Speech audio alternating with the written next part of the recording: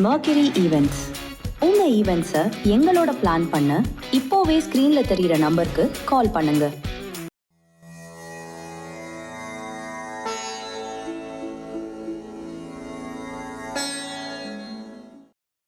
ஓம் சரணாகத தீனார்த்த பரித்ராண பராயணே சர்வஸ்யார்த்திகரே தேவி நாராயணி நமோஸ்துதே. வணக்கம் நேயர்களே, இது மகாலட்சுமி ஜோதிடம் வழங்கும் காலச்சக்கரம். உங்கள் அன்பு ஜோதிடர் ஸ்ரீராம்ஜி பேசுகிறேன். அனைவரும் நலமுடன் இருக்கிறீர்களா? நன்றாகத்தான் இருப்பீர்கள், நன்றாக இருக்க வேண்டும். இன்றைய காணொளியில் நாம் காண இருப்பது உங்கள் விரையாதிபதியின் நிலை என்ன, இதன் தலைப்பு. ஜோதிட சாஸ்திரத்தில் துர்ஸ்தானங்கள் அப்படிங்கிற அடிப்படையில் ஒரு மாதிரி அதீதமான பங்கம் இல்லாத துர்ஸ்தானம் அப்படிங்கிறதா 3ஆம் இடத்தையும் 12ஆம் இடத்தையும் எடுத்துக்கலாம். 6ம் 8ம் கொஞ்சம் கடுமையான பாதிப்புகளை கொடுக்கக்கூடியது. இந்த 3ம் 12ம் மறைவு ஸ்தானங்கள் அடிப்படையில் இந்த 12ஆம் இடம் அப்படிங்கிறது ஒரு மாதிரி விரயங்களை தரக்கூடியது. இதில் அந்த வீட்டின் அதிபதி குறிப்பிடும் காரகத்துவங்கள் ரீதியாக நாம் கொஞ்சம் எச்சரிக்கையாக இருந்தோம்னா விரயங்களை பெருமளவு தவிர்க்க முடியும். விரையாதிபதியுடைய நிலையை நம்ம தெரிஞ்சுக்கிட்டோம்னா, அவர் யார், எப்படிப்பட்டவருங்கிறத தெரிஞ்சுக்கிட்டா உங்களுக்கு ஏற்படும் பெருமளவிலான விரயங்களை நீங்கள் தவிர்த்து விட முடியும். ஒழுகிறத அடைச்சிட்டோம்னா குடம் எண்ணி பேர் இருந்தாலும் நம்பி தான் தீரும். புரிஞ்சுதுங்களா? குடம் நிறைய அதன் ஓட்டையை அடைக்க வேண்டும். ஒரு மனிதன் வாழ்வு நிறைய அவன் விரயங்களை தடுக்க வேண்டும். வெட்டியான விரயங்கள் ஏற்படும் சூட்சுமம் என்ன, அதை எப்படி தடுக்கலாங்கிறத நம்ம பார்க்கலாம். இப்போ மேசலக்ன ஜாதகர்களுக்கு விரையாதிபதியாக வரக்கூடியவர் பாக்கியாதிபதியாக வர்ற 9ஆம் இடத்து குரு தான். இவங்களுக்கு நண்பர் வேறு. செவ்வாய்க்கு குரு நண்பர். இந்த குரு இவங்களுக்கு விரைய ஆதிபத்தியத்தை பெறதுனால, 12ஆம் இடத்து ஆதிபத்தியத்தை பெறதுனால இவங்களுக்கு மோஸ்ட்லி ஆஃப் விரயங்கள் குருவின் காரகத்துவங்கள் ரீதியாகவே வரும். உதாரணமாக குழந்தைங்களுக்காக நிறைய செலவு பண்ணுறது, பெரிய மனுஷத்தன்மையை காட்டிக்கிறதுக்காக செலவு பண்ணுறது, இந்த ரெண்டும் தான் இவங்கள்ட்ட ரொம்ப அதீதமாக இருக்கும். அதாவது பொது காரியங்களில் ஈடுபடுற தன்மையை மேசலக்னம் கொடுக்கும். இதில் போய் வாக்க விட்டுட்டு லட்சக்கணக்கில் எல்லாம் செலவு பண்ணக்கூடிய ஆட்கள் உண்டு. சொந்தக்காரர் ஒருத்தருக்கு மேசலக்னம் 12லேயே குரு ஆயிடுச்சு. ஊரில் நடக்கிற என்ன விசேஷம்னாலும் முன்னாடி போய் நின்றுட்டு தான் செய்கிறேன்னு சொல்லி வாக்கு கொடுத்துட்டு வந்துடுவார். கடைசியில் பார்த்தீங்கன்னா கிட்டத்தட்ட இவர் ஓட்டாண்டி ஆகிற அளவுக்கு ஊருக்கு வாரி வாரி வழங்கிட்டு கடைசியில் பெத்த பிள்ளைங்க மற்றவங்களெல்லாம் சண்டைக்கு போய் அவருடைய மிஞ்சின சொத்துக்களை காப்பாற்றுற லெவலுக்கு ஆகிப்போனார். இப்போ கூட அவர் கை பரபரன்னுக்கிட்டே இருக்கும். எதையாவது ஒன்று தூக்கி கொடுத்துருவோம் யாருக்காவதுங்கிற மாதிரி விரயம் பண்ணுறதுல சந்தோஷமாக இருக்கக்கூடிய மனிதர். அதாவது ஊரில் எல்லாரும் பாராட்டுற மாதிரியான பெரிய மனுஷராக இருப்பார். ஆனால் குடும்பத்துக்கு பிரயோஜனம் இல்லாத ஆளாக இருப்பார். எல்லாத்தையும் தாரவார்க்கும் தன்மை. ஸோ இந்த விஷயத்தில் தான் மேசலக்னக்காரங்க கவனமாக இருக்கணும். தன் பெரிய மனித தன்மையை காப்பாற்றி கொள்வதற்காக விரயம் செய்யும் தகுதியும், குழந்தைகளுக்காக ரொம்ப அதீதமாக விரயம் செய்யக்கூடிய விதிகளும் உங்களுக்கு இருக்கும். கவனம். ரிஷபலக்ன ஜாதகர்களுக்கு 12ஆம் இடத்துக்கு அதிபதியாக செவ்வாய் வருவார். இவரே 7ஆம் அதிபதியாக வருவார். செவ்வாயுடைய காரகத்துவங்களில் இவங்க ரொம்ப எச்சரிக்கையாக கவனமாக இருக்கணும். இவங்களுக்கு அதீதமான விரயம் சகோதர உறவுகளால் தான் இருக்கணும். ரிஷபலக்னத்துக்கு சகோதர உறவுகள் என்ன செய்வாங்கன்னே தனியாக காணொலிகள்லேயே போட்டிருக்கோம். ஸோ அந்த வகையில் தான் இவங்க ஏமாந்து போவாங்க. அண்ணன் தங்கச்சி கூட பிறந்தவங்களுடைய சூட்சுமத்தினால இவர்கள் தங்களுடைய வாழ்வின் வசதிகள், முன்னேற்றங்கள், பொருளாதாரம், இளமை காலம் எல்லாத்தையும் விரயம் பண்ணுவாங்க. அதே மாதிரி பூமி விரயம் இவங்களுக்கு நேச்சுராகவே ஏற்படும். இதுக்கு அடுத்தது பார்த்திங்கன்னா 7ஆம் அதிபதி தான் 12ஆம் அதிபதியாக வர்றதுனால வாழ்க்கை துணை மூலமாகவும் சில நேரங்களில் இவங்களுக்கு கடுமையான விரயம் ஏற்படும் விதி உண்டாகும். 7க்கு உடையவர் தானே 12ஆம் அதிபதி. ஸோ அந்த வகையில் இதுலேயும் இவங்க சற்று கவனமுடன் இருக்கணும். குறிப்பாக வாழ்க்கை துணைக்காக செலவு பண்ணுறத கூட வேற ஒரு கணக்கில் விட்டுடலாம். பட் உடன்பிறப்புகளுக்கு சூழ்ச்சி வலையில் சிக்கி அதில் நிறையா பொருளை இழக்கும் விதிகள் இருக்கும். அதில் ரொம்ப ரொம்ப கவனமாக இல்லைன்னா ரிஷபலக்னக்காரங்க வாழ்க்கையில் அடுத்த கட்டத்துக்கு நகரவே முடியாது. மிதுன லக்னக்காரங்களுக்கு 12ஆம் அதிபதியாக வரக்கூடியவர் சுக்கிரன். இவர் நண்பர் தான். 5க்கும் 12க்கும் அதிபதி.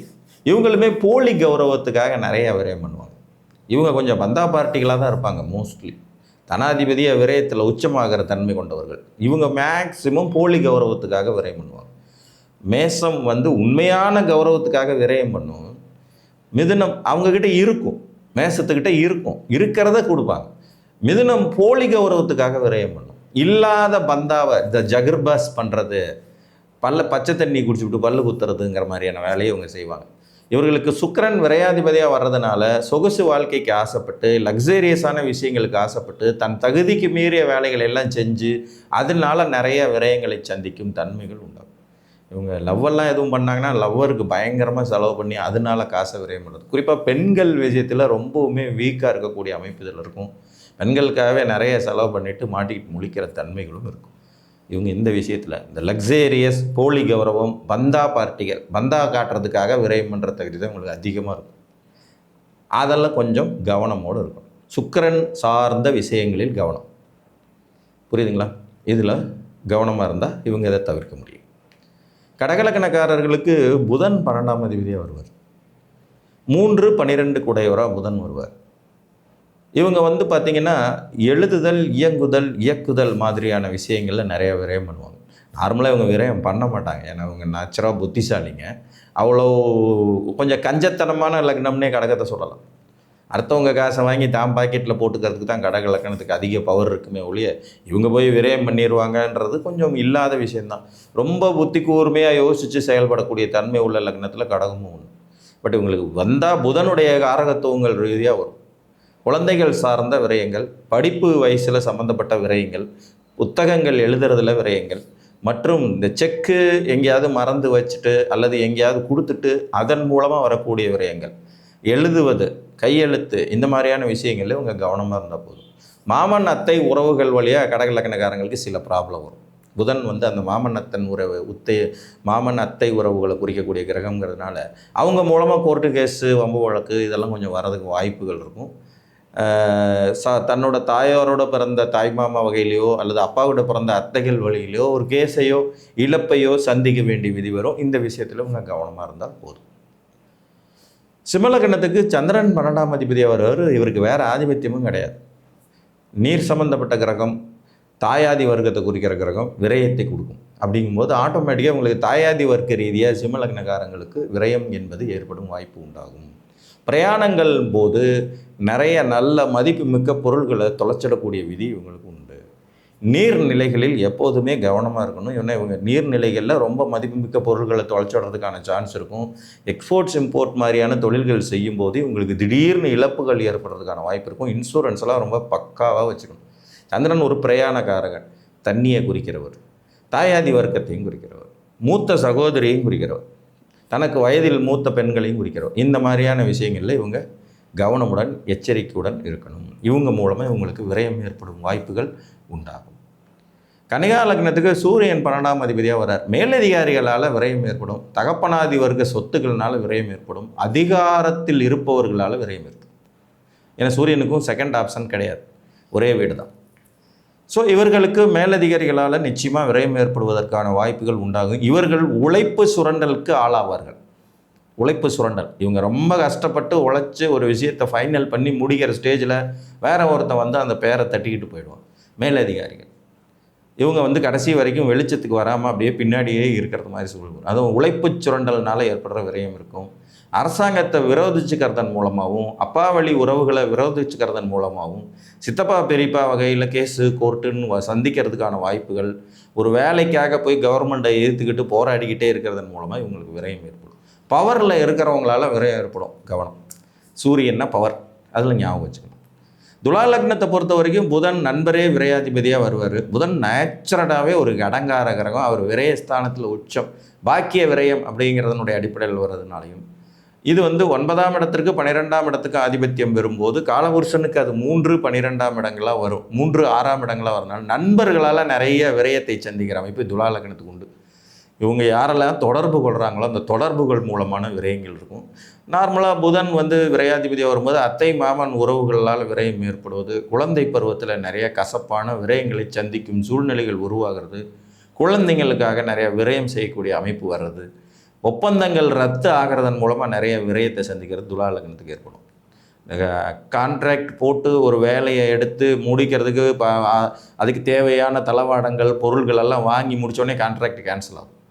அப்போ இவங்களுக்கு அந்த பொருள்கள் எல்லாம் வேஸ்ட் ஆகுது. அதனால் ஏற்படுற விரயங்கள், அதான் இந்த ஒப்பந்தங்கள் மூலமாக விரயம் ஏற்படும் விதி துலா லக்னத்துக்கு உண்டாகும். இதில் இவங்க எச்சரிக்கை கவனத்தோடு இருக்கும். விருச்சிக லக்னக்காரர்களுக்கு சுக்கிரன் விரையாதிபதியாக வருவார். 7-12க்கு அதிபதியான சுக்கிரன் விரையாதிபதியாக வருது. வாழ்க்கை துணை மூலமாக கண்டிப்பாக விரயத்தை சந்திச்சே தீர வேண்டியது இருக்கும். சில விருச்சிக லக்னக்காரங்களுக்கு வாழ்க்கை துணையே விரயமாயிடுறதுக்கும் அதீதமான செலவுகளை இழுத்து விடக்கூடிய வாழ்க்கை துணை வரும். கடக லக்னக்காரங்க மாதிரியே தான் விருச்சிகமும். இவங்களும் பயங்கர கஞ்சர்களாக இருப்பாங்க. அவ்வளோ ஈஸியாக கழுத்து அறுத்து போட்டாலும் காசு வெளியே வராதுங்கிற மாதிரி ஆளுங்க. அதனால் இவங்க ரொம்ப எச்சரிக்கையாக தன்னுடைய விரயத்தை கட்டுப்படுத்தி விடும் விதி உடையவர்கள். அதனால் இவங்களுக்கு தனியாக ஒன்றும் ஸ்பெஷல் அறிவுரை தேவையில்லை. இருந்தாலும் பெண்களை குறிக்கிற கிரகமான சுக்கிரன் விரையாதிபதியாக வர்றதுனால பெண்கள் விஷயத்தில் கவனமாக இருக்க வேண்டியது அவசியம். இந்த ஸ்ட்ரேஞ்சர்ஸ் அப்படின்னு சொல்லக்கூடிய திடீர்னு தோன்றக்கூடிய உறவுகளால் பெரும் விரயங்களை சந்தித்து விட்டு அப்புறம் அவங்கள பழி வாங்குறேன், கோர்ட்டுக்கு இழுக்கிறேன், வம்பிழுக்கிறேன், வெட்டாம விட மாட்டேன், குத்தாம விட மாட்டேன்னு அழிஞ்சிட்டு இருக்கிறதுல புண்ணியம் இல்லை. ஸோ பெண்கள் வாழ்க்கை துணை இந்த விஷயம் கவனமாக இருக்க வேண்டியது அவசியம். இவங்களுமே கொஞ்சம் லக்ஸேரியஸுக்காக விரயம் பண்ணுவாங்கன்னு வந்தாலும் கூட இதில் மிதுன லக்னம் பண்ணுற லக்ஸேரியஸ் மாதிரிலாம் விருச்சிக லக்னம் பண்ணவே பண்ணாது. இவங்க கொஞ்சம் பிரயாணத்தில் அதிகமாக ஆசை உடையவர்களாக இருப்பாங்க. ட்ரெக்கிங்னு சொல்லக்கூடிய பிரயாணங்களில் பயங்கர ஆர்வமுள்ளமாக இருப்பாங்க விருச்சிகம். அந்த வகையில் கொஞ்சம் விரயம் பண்ணுறதுக்கும் அந்த மாதிரியான நேரங்களில் புதிதான நபர்களை சந்தித்து அதனால் விரயம் ஏற்படுவதற்கும் மதிப்புமிக்க பொருள்களை மிஸ் பண்ணிடுறதுக்கான வாய்ப்புகள் இருக்கும். கவனம். தனுர் லக்ன ஜாதகர்களுக்கு 5-12 கூடிய செவ்வாய் விரயமாவார். இவங்களுக்குமே சகோதரர்களால் ரிஷபம் மாதிரியே தான் சகோதரர்களால் விரயம் ஏற்படாத தனுசு லக்னக்காரங்களை பார்க்கவே முடியாது. பூர்வீகத்தினால் விரயம் ஏற்படும். பூர்வீக சொத்துக்களை உடன் பிறந்தவர்களுக்கு விட்டு கொடுக்கறதன் மூலமாக இவங்க ஆசைப்பட்டு பூர்வீகத்தை அனுபவிக்க முடியாத விரயம் ஏற்படும். இவங்களும் கொஞ்சம் உணர்ச்சி வசப்பட்ட நிலையில் விரயத்தை சந்திக்கக்கூடியவர்கள். இந்த மேசம், சிம்மம், தனுசு இந்த 3 லக்னக்காரங்களும் உணர்ச்சி வசப்பட்டாங்கன்னா விரயம் கன்ஃபார்மாக வரும் அப்படிங்கிறது மாதிரி. எனது நெருப்பு லக்னம். இந்த சத்தியத்துக்கு கட்டுப்படுறேன், வாக்கு கொடுத்துட்டேன், நான் மீற மாட்டேன், அந்த மாதிரியான வீர வசனமெல்லாம் பேசும்போது விரயம்ங்கிறது கட்டாயம் ஏற்படும். செவ்வாயின் காரகத்துவங்கள் பூமி, சகோதரம், இதில் கவனமாக இருக்கணும். அதே மாதிரி பிள்ளைகளை குறிக்கக்கூடிய 5ஆம் வீட்டுக்கு அதிபதி 12ஆம் இடத்துல வர்றதுனால பிள்ளைங்களுக்கு ரொம்ப செல்லம் கொடுத்து வளர்க்குறோங்கிற பேர்லையும் இவங்களுக்கு கொஞ்சம் விரயத்தை சந்திக்கும் வாய்ப்பு உண்டு. அதே மாதிரி சகோதரர்களுடைய குழந்தைகளை எடுத்து வளர்க்குறது, அவங்களுக்கு நான் கல்யாணம் பண்ணி வைக்கிறேன், வடிக்க வச்சே தீர்வேங்கிற மாதிரியான வாக்கு கொடுக்கறது, அதன் மூலம் பெரும் விரயத்தை சந்திக்கும் தனுசு லக்னக்காரங்களும் வாழ்க்கையில் இருக்கவே செய்வாங்க. தன்னுடைய சகோதரியின் குழந்தைக்கு டாக்டராக்கியே தீர்வேன்னு சொல்லிட்டு கிட்டத்தட்ட பார்த்திங்கன்னா ஒரு 5 கோடி ரூபாயை காலி பண்ண ஒரு தனுசு லக்னக்காரர் எனக்கு தெரியும். அப்போ அந்த பொண்ணு படிச்சுட்டு ஃபாரினில் செட்டில் ஆகிடுச்சு. இவர் திரும்பி கூட பார்க்குறது கிடையாது. இவர் இங்கே உட்காந்துட்டு தான் குடும்பத்துக்கு ஒன்றும் பண்ணலையேன்னு புலம்பி தவிச்சுக்கிட்டு இருப்பார். இதுதான் நிதர்சனமான ஒன்று. இந்த மாதிரி அமைப்பெல்லாம் வரும். நீங்கள் கவனமாக இருக்கணும். மகரத்தை பொறுத்த வரைக்கும் குரு விரையாதிபதியாக வருவார். அவர் 3-12 கூடையவர். இவங்களுக்கு சகோதர வழி உறவுகள், பணத்தை சரியாக கையாள முடியாததுனால ஏற்படுற விரயங்கள் இதெல்லாம் கொஞ்சம் இருக்கும். நண்பர்களால் விரயங்கள் இருக்கும். நார்மலாக மகர லக்னக்காரங்களுக்கு ஃப்ரெண்ட்ஸ் ரொம்ப கம்மியாக தான் இருக்கும். அதனால் நண்பர்களால் விரயங்கிறதெல்லாம் இவங்க அவாய்ட் பண்ணிவிடுவாங்க. உடன்பிறப்புகளே அவ்வளோ நெருக்கமாக வச்சுக்கக்கூடிய லக்னம் இது இல்லைங்கிறனால அவங்களால வரக்கூடிய விரயங்களையும் அவாய்ட் பண்ணிவிடுவாங்க. பட் பணத்தை சரியாக ஹேண்டில் பண்ணுறது இவங்களுக்கு கொஞ்சம் வராது. குரு விரையாதிபதியாகவும் காலபுருஷனுடைய பாக்கியஸ்தானத்துக்கு அதிபதியாக வர்றதுனால சில இடங்களில் பெரிய மனுஷ தன்மையை காட்டுறதுக்காகவே இவங்க வாய் விட்டுட்டு விரயமாகக்கூடிய தன்மை இவங்களுக்கும் இருக்கும். தன விஷயத்துலையும் குருவின் காரகமான குழந்தைகள் விஷயத்துலையும் இவங்க கொஞ்சம் கவனமாக இருக்கணும். அதுதான் இவங்களுக்கு விரயத்தை தரும். இவங்களுக்கு நேச்சுரலாகவே தங்கம் தொலைஞ்சு போகிற விதி உண்டு. குரு தங்கத்தை குறிக்கக்கூடிய கிரகம் இல்லையா, தங்கம் தொலைஞ்சு போகிற விதி இருக்குங்கிறதுனால இவங்க கோல்டு விஷயத்தில் ரொம்ப எச்சரிக்கையுடன் கவனத்துடன் இருக்கணும். அதே மாதிரி பார்த்திங்கன்னா ஃபிக்ஸட் டெபாசிட்டு, பாண்டு, பேங்கில் போட்டு வச்ச பணங்கள் இதெல்லாம் ரொம்ப அசால்ட்டாக ஹேண்டில் பண்ணுவாங்க. அதுலேயும் நிறையா விரயமாகிறதுக்கு வாய்ப்பு. கும்பத்தை பொறுத்த வரைக்கும் லக்னாதிபதி சனியே 12ஆம் அதிபதியாகி விரயத்தை தர்றதுனால இவர்கள் பேச்சே இவர்களுக்கு விரயம், இவர்களின் செயலே இவர்களுக்கு விரயம், இவர்களின் நடவடிக்கைகளே இவர்களுக்கு விரயத்தை தூண்டிவிடும் தன்மையாக இருக்குங்கிறனால இவங்களை கண்ட்ரோல் பண்ணிக்கணுங்கிறத ரொம்ப முக்கியம். வேலைக்காரர்கள், கீழ்நிலை பணியாளர்கள், ஊழியர்கிட்ட கவனமாக இருக்கணும். அப்படி இல்லைன்னா அதன் மூலம் விரயத்தை சந்திக்க முடியும். பொதுவாக வாயு லக்னம்ங்கிறதுனால பேச்சு தான் இவங்களுக்கு விரயம். வாயை வச்சுக்கிட்டு சும்மாவே இருக்க மாட்டாங்கங்கிறத கும்பலக்கணக்காரங்களுக்கு ரொம்ப அற்புதமாக பொருந்தும். இவங்க இந்த விஷயத்தில் யோசித்து பேசணும். பேசிட்டு தான் யோசிப்பாங்க. அதுதான் இதில் இருக்க பிரச்சனை. யோசிச்சுட்டு தான் பேசணும். அந்த பேசுகிறத எந்த அளவுக்கு இவங்க குறைக்கிறாங்களோ அந்த அளவுக்கு இவங்களுக்கு விரயம் குறையும். உங்களுக்கு தனாதிபதி குரு 12ல் நீச்சம் வர அடையிறதுனால நார்மலாகவே பணத்தை கட்டி காப்பாற்றுற தன்மை கும்பத்துக்கு கொஞ்சம் கம்மி.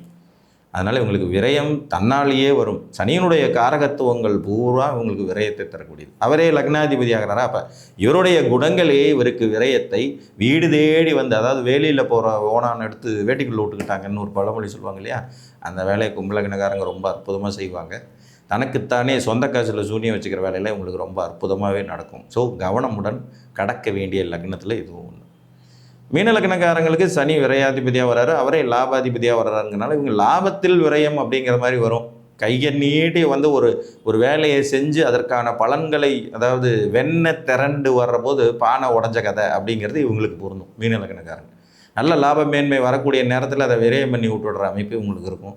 கஷ்டப்பட்டு உழைச்சி ஒரு ஸ்டேஜுக்கு வரப்போகிற நேரத்தில் அதை யாருக்கிட்டையாவது தார வார்த்து கொடுத்துட்டு வந்துடுவாங்க. இப்போ உங்கள் ஒரு ஸ்டார்ட் அப் கம்பெனி ஆரம்பிப்பாங்க, ஹார்ட் ஒர்க் பண்ணுவாங்க, 5 வருஷம் நல்லா டெவலப் ஆக போகிற நேரத்தில் ஒரு 4 மாதம் 6 மாதம் தாக்கு பிடிச்சிருந்தா பெரிய வெற்றி அடையும். அந்த நேரத்தில் போய் அப்படியே மொத்தமாக மற்றவங்க கிட்ட தார வார்த்து கொடுத்துட்டு அதுக்கப்புறம் ஐயோ ஆப்தான்னு வயிற்றில் அடிச்சுக்கிட்டு புலம்பி கொண்டு இருப்பார்கள். இவங்க கஷ்டப்பட்டு ஒரு ப்ராஜெக்டை உருவாக்கிட்டு அதனுடைய பலனை மற்றவங்களுக்கு கொடுத்து விட்டு போயிடும். லாபத்தில் விரயம் ஏற்படும் தன்மை. சனியின் காரகத்துவங்களும் இவங்களும் கவனமாக இருக்க வேண்டிய ஒன்று. ஸோ உங்கள் விரையாதிபதி விஷயத்தில் நீங்கள் கவனமாக இருந்தீங்கன்னா விரயத்தை தடுக்கலாம். விரயத்தை தடுத்தீங்கன்னா உயரத்தை எட்டி பிடிக்கும் வாய்ப்புகள் உண்டாகும் என்று கூறி மீண்டும் ஒரு காணொலியில் உங்களை வந்து சந்திக்கும் வரை உங்களிடமிருந்து அன்புடன் விடைபெற்றுக் கொள்வது உங்கள் அன்பு ஜோதிடர் ஸ்ரீராம்ஜி. நன்றி, வணக்கம்.